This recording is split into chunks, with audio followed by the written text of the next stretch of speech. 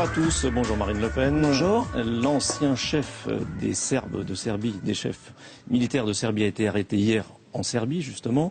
Est-ce que, comme l'ensemble de la classe politique, vous vous réjouissez de cette arrestation? Vous savez, M. Mladic a sans aucun doute commis de très graves exactions, comme tous les camps d'ailleurs dans cette guerre de Yougoslavie. Moi, ce qui me frappe, c'est que j'ai le sentiment dans la justice internationale qu'il y a les bons criminels de guerre et les mauvais criminels de guerre.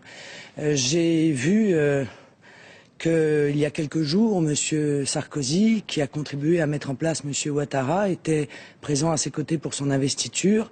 Or, Amnesty International considère que les armées de M. Ouattara se sont rendues coupables de crimes de guerre et de crimes contre l'humanité. Mais M. Ouattara n'est pas poursuivi par la justice internationale. Mais justement, le sera-t-il? C'est toute la question de savoir si nous ne sommes pas toujours dans la justice des vainqueurs et si les intérêts qui sont en jeu correspondent réellement à des intérêts de justice. Nous verrons donc si M. Ouattara doit répondre des crimes qui ont été incontestablement commis par son armée. Vous pensez qu'il doit être poursuivi?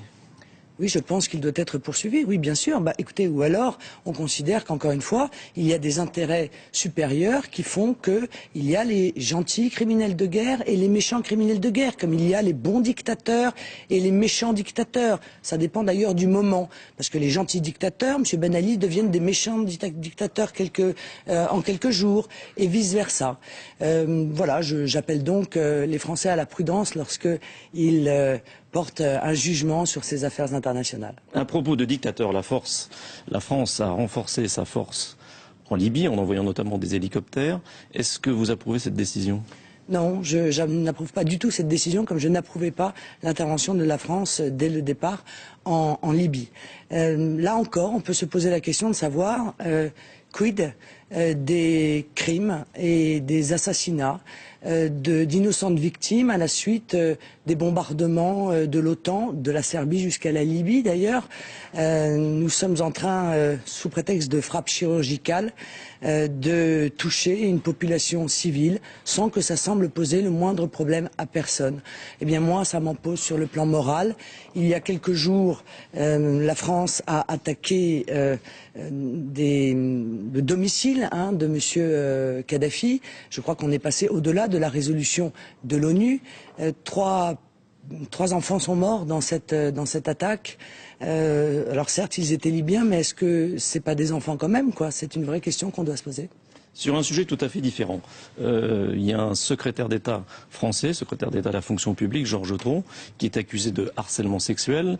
Vous le poursuivez pour diffamation parce qu'il dit que l'avocat des plaignantes est un de vos proches. Oui, c'est grotesque. Mais je crois que M. Tron, c'est assez inquiétant d'ailleurs, qui est ministre, ne sait pas ce que c'est qu'un avocat.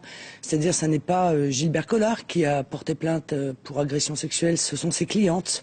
Et le fait que j'ai de l'amitié pour Gilbert Collard ne me rend pas coupable d'avoir été à l'origine de ces plaintes. Je trouve ces accusations scandaleuses et je vais donc les poursuivre en diffamation.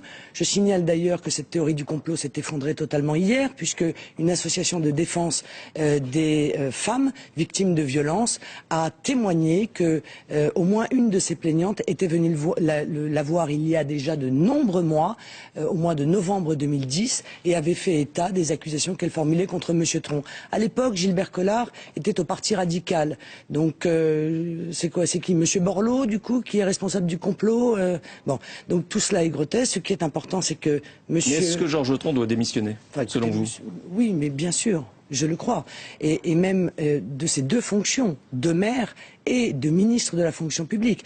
En qualité de ministre de la fonction publique, il est le supérieur hiérarchique d'un certain nombre de personnes qui vont être amenées à intervenir dans l'enquête qui le vise. C'est quand même très problématique. Bon, en tant que maire, il est accusé d'avoir commis ces agressions sexuelles en utilisant un abus de pouvoir, puisque ces actes auraient été effectués sur des employés municipaux.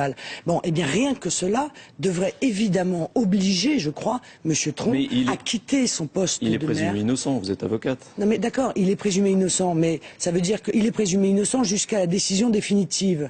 Donc ça veut dire quoi? Ça veut dire que dans un cas tel que celui-là, M. Tron doit pouvoir rester jusqu'en cour de cassation ou jusque l'arrêt de la cour d'appel, c'est-à-dire dans 2 ans, dans 3 ans. Non, il faut être raisonnable. Un certain nombre d'autres ministres avaient quitté le gouvernement pour pouvoir répondre d'accusations qui les touchaient. M. Tron doit faire exactement la même chose parce que de surcroît, il est ministre de la fonction publique, ce qui donne une gravité particulière aux accusations qui sont formulées contre lui. Et encore une fois, il est maire, alors même qu'il est poursuivi pour des faits qu'il aurait commis au moyen de son pouvoir de maire.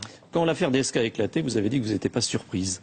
Est-ce que là, vous êtes surprise par ce qui arrive à Georges Tron? Bon, alors je vais encore être obligée de dire la vérité, puisque je suis un peu spécialiste de cela.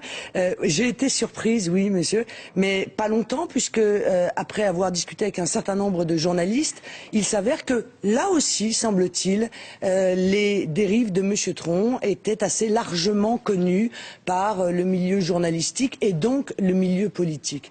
De surcroît, j'ai appris dans Le Monde que M. Sarkozy avait mis en place une sorte de cellule, une police des mœurs, qui avait pour objectif d'enquêter sur la vie personnelle de ses adversaires politiques.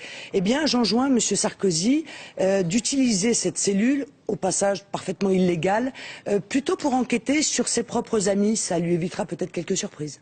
Alors sur Nicolas Sarkozy précisément, il préside le G8. Qu'est-ce que vous attendez de ce G8? Rien.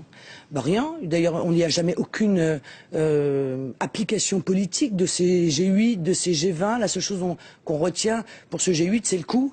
20 millions d'euros, on n'est plus à ça près, vous me direz. Mais rien, puisque la lutte contre les paradis fiscaux, grande promesse, jamais tenue.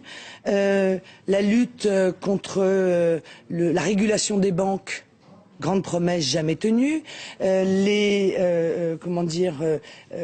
bonus des traders n'ont jamais été aussi importants. Donc il n'a rien fait. C'est Monsieur Sarkozy, je vais vous dire ce qu'il va faire pendant la campagne présidentielle. Sa stratégie, c'est de faire croire aux Français qu'il les a protégés pendant la crise. Rien n'est plus faux que cela. D'abord, il n'a rien fait, là où d'autres gouvernements ont pris des décisions pragmatiques et concrètes pour protéger le pouvoir d'achat et l'emploi de leur peuple. Et le chômage baisse en France, vous l'avez noté. Non, non, monsieur, non. Il reste en augmentation de 3% sur l'année. Alors évidemment, on essaye de manipuler les chiffres, on radie un certain nombre de chômeurs pour que ça rentre dans les cases. Mais la réalité, c'est qu'aujourd'hui, au moment où je vous parle, le chômage reste en augmentation de 3% sur l'année. La réalité, c'est que monsieur Sarkozy a gâché la crise. Parce que lorsqu'il y a une crise, il faut se servir de cette occasion justement pour changer les choses, pour sortir de la soumission aux puissances d'argent, pour réguler les banques. Il n'a rien fait de tout cela et il n'a donc absolument pas protégé les Français pendant la crise, bien au contraire. Merci. William, c'est à vous.